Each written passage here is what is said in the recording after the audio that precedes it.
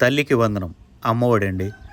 15,000 రూపాయలు ప్రతి ఒక్క విద్యార్థి ఖాతాలోకి జమ చేస్తామంటూ కూటమి ప్రభుత్వం హామీ ఇచ్చింది. సో, ఈ హామీకి సంబంధించి అమలు డేట్‌ను కూడా ఫిక్స్ చేయబోతున్నట్లు తెలుస్తుందనమాట. ఇప్పటికే చూస్తే ఆంధ్రప్రదేశ్ రాష్ట్ర వ్యాప్తంగా ఎవరైతే ఎన్‌పీసీఐ అంటే ఆధార్ కార్డ్‌కి బ్యాంక్ అకౌంట్ లింక్ లేదో వాళ్ళందరికీ కూడా లింక్ చేసుకోవాలంటూ గ్రామ వార్డు సచివాలయ అధికారులకైతే రాష్ట్ర ప్రభుత్వం ఉత్తర్వులు జారీ చేసి అప్పటికే దాదాపుగా చాలామంది ఈ అంతా కూడా లింక్ అనేది పూర్తి చేసుకున్నారు.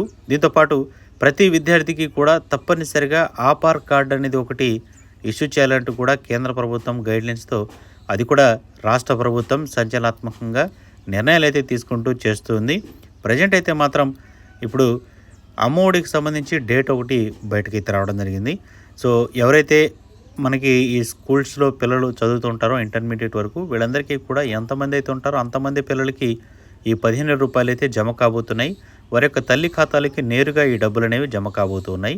సో, ఒక్కొక్కరికి 15,000 రూపాయలు చొప్పున ఒక తల్లికి 2 పిల్లలు ఉంటే 30,000, ముగ్గురు పిల్లలు ఉంటే 45,000 రూపాయల కాడికి జమ అవుతాయి. సో, దీనికి సంబంధించి మొదటగా చూస్తే ఎవరైతే అమ్మఒడికి సంబంధించి గతంలో డబ్బులు పొంది ఉన్నారో ఈ సంవత్సరం కూడా వాళ్ళకి డబ్బులు అయితే వస్తాయి.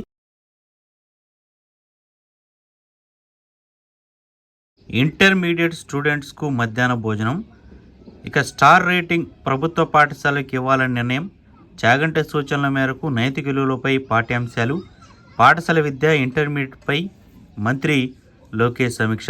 రాష్ట్రంలో గవర్నమెంట్ స్కూళ్లలో హాజరు శాతం, విద్యా ప్రమాణాలు పెరుగుదల కోసం మంత్రి నారా లోకేష్ విప్లవాత్మక నిర్ణయం అయితే తీసుకున్నారు.